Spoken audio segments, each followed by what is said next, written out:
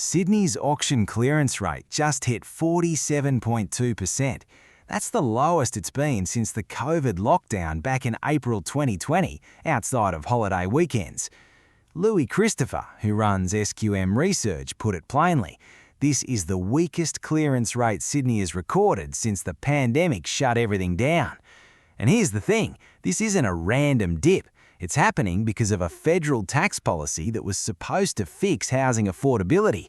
Instead, it's freezing up the exact part of the market it was aimed at. So let's actually walk through what changed, why it's playing out this way in Sydney specifically, and what the numbers are telling us right now in July 2026. Quick thing before we get into it, if you're into breaking down what's actually happening in the housing market, not just headlines, hit subscribe. We go through the numbers like this every week, and it helps a lot if you're already following along. Alright, let's get into it. Back on May 12, 2026, the federal government handed down its budget, and it included the biggest shake-up to property tax rules in years. To understand why Sydney investors are reacting the way they are, you need to understand two changes. The first is negative gearing. If you're not familiar with the term, here's the simple version. For decades, if you bought an investment property and it cost you more to hold, mortgage interest, maintenance, rates, than the rent brought in, you could use that loss to reduce the tax you paid on your regular income. That's negative gearing. From July 1, 2027, that benefit gets quarantined for anyone buying an established property, meaning a home that already exists, not a brand new build. If you bought after 7:30 p.m. on budget night and it's an existing house or apartment, you lose access to that tax offset going forward. New builds and build-to-rent projects still get it. So does anyone who bought before that cutoff. Their situation doesn't change. The second piece is the capital gains tax discount. Right now, when you sell an investment property at a profit, you only pay tax on half of that gain, thanks to the 50% CGT discount. The budget replaces that for anything sold after July 1, 2027, with a system based on inflation adjustment instead, plus a new 30% minimum tax rate on the gain. The government's logic here isn't complicated. Make established homes less attractive to investors, so first home buyers face less competition. Push investor money towards new construction instead, so more housing actually gets built. That's the theory. Here's what's actually happening. The market didn't wait until 2027 to respond. It started reacting the moment the policy was announced. By the week ending June 14, Sydney's auction clearance rate had dropped to 47.2% across 782 auctions. Christopher's comment on that number was direct: it's the weakest reading since the pandemic lockdown, excluding holiday periods. Move forward to the most recent data for the week running June 28 to July 4, literally days before this video, and Sydney's clearance rate was sitting at 50%. A year earlier, over that same week, it was 70%. Some regional breakdowns for that week showed Sydney's year-to-date low at 53.1%, compared with 77.7% the same week the year before. Auction listings were also down, both week on week and compared to the same period last year. Domain's chief economist, Nicola Powell, has described this as buyers simply losing their sense of urgency. Her words: the essence of urgency just isn't there anymore. Buyers who do show up now have far more negotiating power because there's less competition pushing prices up in the room. One agent, Ray Fayard from Lying & Simmons, described a Sydney auction where 3 investors bid on one unit, while 2 other properties that same day had literally no one registered to bid. His comment was simple: it's been tough for us since before the budget, and then after the budget announcement, it put the brakes on a lot of things. Here's an important nuance though, because the story isn't as simple as prices are crashing. At that same auction week in early July, the median price for Sydney houses that actually sold under the hammer was $1.838 million, up 8.4% from the year before. That's not a contradiction. It means fewer properties are selling, but the ones that do sell tend to be the stronger properties in good locations, because sellers with weaker properties are pulling out or not listing at all. D. Jones agent Mark Kapterian, describing a $6.67 million sale in Willoughby, called it an exception to the rule, in a market where, in his words, buyers are still confident buying but doing it at a readjusted level. So two things are true at once. The broader Sydney market, measured across all dwelling types, has been slipping for months. Courtality's index shows Sydney dwelling values down 0.9% in the month and 2.1% over the quarter to May, even though prices are still up 2.3% over the full year. And at the same time, auction day itself is only capturing the properties resilient enough to still find a buyer.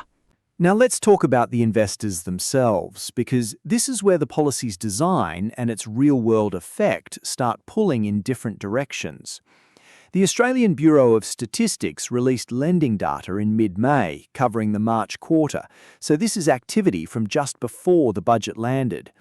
Even then, investor loan commitments had fallen 5.3% by number and 3.0% by value over the quarter.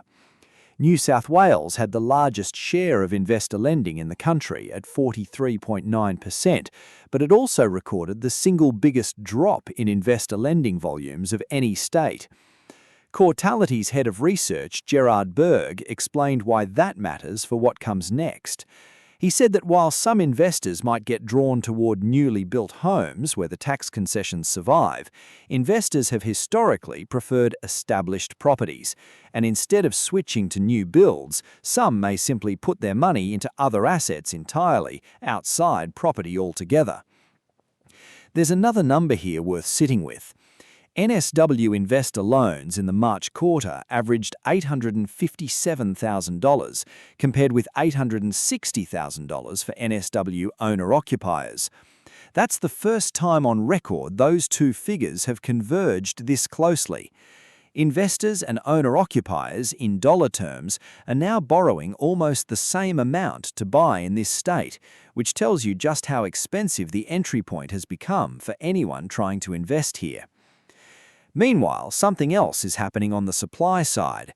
Construction lending, money borrowed to actually build new dwellings, jumped 58.1% year-on-year in the March quarter, the single largest increase across any lending category in that release. That looks like developers and investors moving early to lock in activity under the surviving new build tax concession before the older rules disappear. So the government's stated goal, shift investor money from established homes into new construction, might genuinely be happening on the construction financing side. But it's happening alongside a much broader pullback in overall buyer confidence, driven by interest rates just as much as by the tax changes themselves. Because here's the other piece nobody should ignore. This tax reform didn't land in a calm market. It landed in the middle of an interest rate cycle. The Reserve Bank of Australia raised its cash rate 3 times earlier in 2026, taking it to 4.35%. At its June meeting, the board voted unanimously to leave unchanged, saying financial conditions were already tight enough to be doing their job and that it wanted time to assess the impact of previous hikes alongside a global oil price shock tied to conflict in the Middle East. Headline inflation had eased slightly to 4.0% in May, but underlying inflation, the measure the RBA watches most closely, actually rose to 3.6%. That combination matters. Higher borrowing costs on their own would have cooled investor demand. Layer the negative gearing and CGT changes on top of that, and you get what economists have been calling a double hit: reduced borrowing capacity at the exact same time as reduced tax incentives. Courtality's Berg described housing demand as having taken a measurable hit in the March quarter alone, even before the budget's full effects flowed through. So, as of today, July 9th, 2026, here's the actual snapshot. Sydney's auction clearance rate is sitting around 50%, down from the high 70s a year ago. Overall dwelling values are down slightly over the past few months, even though they're still positive over the full year. Investor lending was already retreating before the budget even passed, and NSW, the state with the biggest investor footprint in the country, is feeling that retreat harder than anywhere else. Rents, meanwhile, are still climbing, up 5.8% over the year to May, even with vacancy holding steady around 1.5%, which tells you that fewer investors buying isn't translating into cheaper renting. If anything, it's the opposite. The RBA's next decision lands August 11th. Most major bank economists don't expect real rate relief until sometime in 2027, which means for now, Sydney investors are sitting in a market where borrowing is expensive, the tax rules just changed underneath them, and the reward that used to make all of that worth it, the capital gain, got harder to bank on too. The federal government's goal was to make it easier for first home buyers to compete by pulling investors out of established housing. 6 weeks later, investors are pulling back. That part is working. But the auction clearance rate crashing, listings drying up, and overall confidence dropping across the board suggests this isn't a clean handover from investors to first home buyers. It looks more like the whole market is hesitating at once. And that's why homeowners, renters and investors across Sydney are all watching the next few months a lot more closely than usual. Because right now, nobody in this market is entirely sure what happens next.